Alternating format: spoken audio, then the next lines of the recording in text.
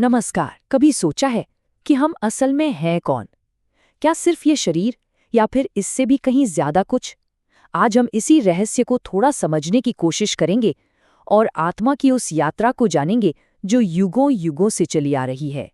देखिए, ये सवाल सिर्फ कोई फिलॉसफी का सवाल नहीं है। ये तो हमारी पूरी जिंदगी को देखने का नजरिया ही बदल सकता है। क्या हम सिर्फ एक नाशवान शरीर हैं या हमारे अंदर कुछ ऐसा है जो हमेशा हमेशा रहता है? यही सवाल इस पूरी यात्रा का बेस है। तो इसी सवाल का जवाब हमें मिलता है आत्मा के कॉन्सेप्ट में। आखिर ये आत्मा है क्या, जिसको असली मैं कहा जा रहा है? चलिए इसे और करीब से समझते हैं। तो जो सोर्स टेक्स्ट है वो ये कहता है कि आत्मा ही हमारा असली स्वरूप है। ये अविनाशी है, जबकि शरीर तो बस एक अस्थायी घर जैसा है। इसे ऐसे समझिए कि आत्मा एक ड्राइवर है और ये शरीर उसकी गाड़ी। अब गाड़ियां तो बदलती रहती हैं, पर ड्राइवर तो वही रहता है ना। अच्छा, ये जो सारी जानकारी है, ये एक खास आध्यात्मिक प्रवचन से ली गई है, जिसे मुरली कहते हैं। यही है वो मूल स्रोत, और आज हम इसी के आधार पर आत्मा की पूरी कहानी को समझने वाले हैं। तो ठीक है, ये सफर शुरू कहाँ से होता है? ये शुरू होता है एक ऐसी दुनिया से जिसकी हम आज शायद सिर्फ कल्पना ही कर सकते हैं, स्वर्ण युग। जरा सोचकर देखिए, एक ऐसी दुनिया जहाँ सिर्फ खुशी ही खुशी हो, कोई बुराई नहीं, कोई टेंशन नहीं, हर तरफ बस शांति। तो इसी सोर्स के हिसाब से आत्मा की यात्रा की शुरुआत होती है एक ऐसी ही परफेक्ट दुनिया से, जिसे कहा गया है स्वर्ण युग या सतयुग। उस वक्त की आत्मा को पता है 24 कैरेट सोने जैसा शुद्ध बताया गया है, एकदम पावन, जिसमें जरा सी भी मिलावट नहीं है। मतलब ना गुस्सा ना लालच, कोई भी विकार नहीं। वहां सिर्फ और सिर्फ सुख और शांति का अनुभव था, दुख का तो नामो निशान तक नहीं। लेकिन सवाल ये उठता है कि अगर सब कुछ इतना बढ़िया था, तो फिर चीजें बदलीं कैसे? आत्मा अपनी उस शुद्ध अवस्था से नीचे कैसे आ गई? यहीं पर समय के चक्र का ये बहुत ही दिलचस्प आइडिया सामने आता है।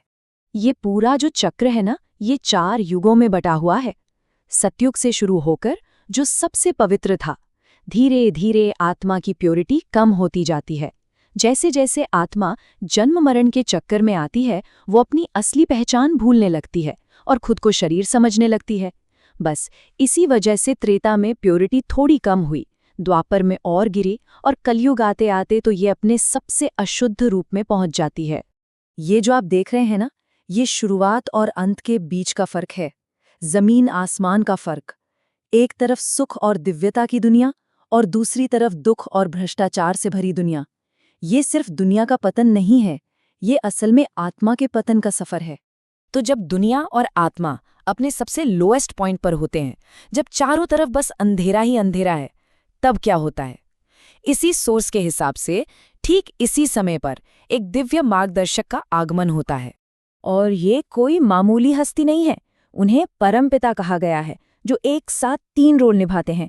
पिता की तरह इमोशनल सपोर्ट देते हैं, एक टीचर की तरह सही सही ज्ञान देते हैं, और एक सद्गुरु की तरह वापस घर लौटने का रास्ता दिखाते हैं। और उनका मकसद क्या है? बिल्कुल साफ और सीधा, इस पुरानी गिरी हुई दुनिया को फिर से नया और पावन बनाना। उनका काम है इस पूरे साइकिल को रीसेट करना और आत्माओं को उनकी असली शुद्ध पहचान की याद दिलाना। लेकिन ये होगा कैसे? एक विकारी आत्मा फिर से पावन बन कैसे सकती है?